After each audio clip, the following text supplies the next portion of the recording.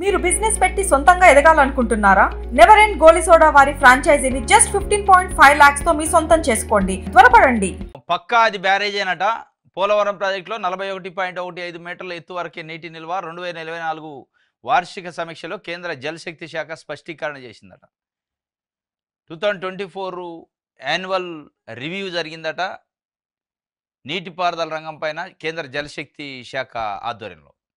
దాంట్లో మన రాష్ట్రానికి సంబంధించి పోలవరం ఏంటి అనే విషయం పైన చర్చించారట. దాని ఎత్తు ఏంది, దాని కెపాసిటీ ఏంది అనే విషయం పైన. దాని ఎత్తు 41.15 మీటర్లే, దాని స్టోరేజ్ కెపాసిటీ 119 టీఎంసీలే, 196 కాదు అని చెప్పిందట. గతంలో 45 మీటర్ల ఎత్తు ఉండేది, 196 టీఎంసీల నిల్వ కెపాసిటీ ఉండేది, సామర్థ్యం ఉండేది.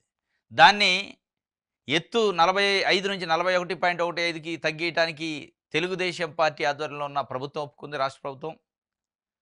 196 టీఎంసీల స్టోరేజ్ నుంచి 119 టీఎంసీలు తగ్గించడానికి కేంద్రం ప్రపోజల్ చేసి దానికి కూడా ఒప్పుకుంది.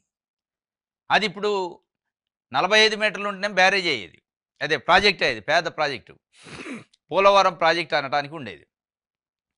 ఇలా అది 41.15 మీటర్ల ఎత్తుకు తగ్గిందంటే ఇది బ్యారేజీ, ప్రాజెక్టు కాదు అనేది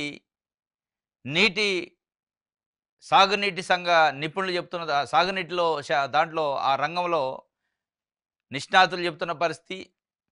అనేక చర్చా వేదికల్లో కూడా అదే నడుస్తుంది. దానికి సంబంధించి ఒక వార్తని సాక్షి పేపర్ రాసింది. అక్టోబర్లో సాక్షి చెప్పింది అక్షర సత్యం.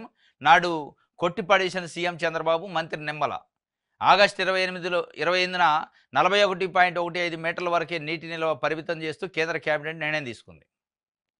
ఆ పనులకు సవరించిన అంచనా వ్యయం 30,436 కోట్ల రూపాయల ఆమోదం. మిగిలిన పనుల పూర్తికి 12,157 కోట్లు ఇచ్చేందుకు అంగీకారం.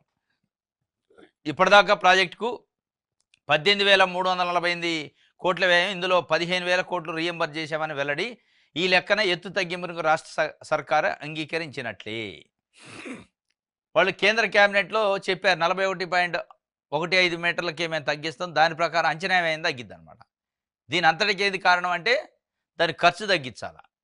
కేంద్రం ఇచ్చే వాటా తగ్గించుకోవడానికి వాళ్ళు తగ్గించారు, దానికి ఏమైనా తానా అంటే తందానా అని తలకాయిపోయింది. మొత్తానికి అది ప్రాజెక్ట్ నుంచి బ్యారేజీకి డిమోషన్ అయింది, ప్రమోషన్ కావాల్సింది. ఇది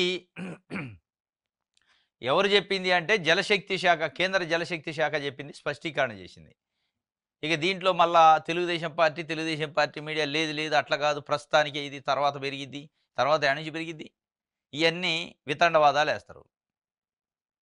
కేంద్ర కేబినెట్ ఆమోదం తెలిపినప్పుడు, దాంట్లో సవరణ పెట్టినప్పుడే అప్పుడే స్ట్రాంగ్గా ఆపోజిట్ చేసి ఉంటే అయిపోయేది. తెలుగుదేశం పార్టీ ముఖ్యమంత్రిగా చంద్రబాబు నాయుడు గారు, ఇద్దరు కేంద్ర మంత్రులు అదే కేబినెట్లో కూర్చున్నారు,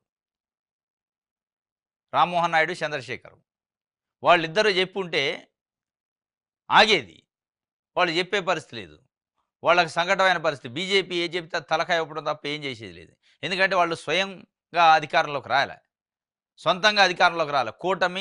కూటమి ఒక్కొక్కళ్ళు ఒక్కొక్క రకమైన సహకారం చేశారు. పొత్తు సహకారం ఒకటి, ఎన్నికల సంఘం సహకారం ఒకటి, రకరకాల సహకారం చేయబట్టి ఇవాళ నేను ఈ సీట్లో కూర్చున్నా. ఈ సీటు పుణ్యం బీజేపీ, పవన్ కళ్యాణ్దే. నేను ఎక్కువ తక్కువ చేస్తే పీకుతురా అనేది ఆయన భయం ఉన్నట్టు. ఎందుకంటే నిజంగానే ప్రజల్లో డైరెక్ట్గా ఉండి వచ్చింది అయితే ఏదంటే అది మాట్లాడతాడు రాష్ట్రం కోసం గట్టిగా.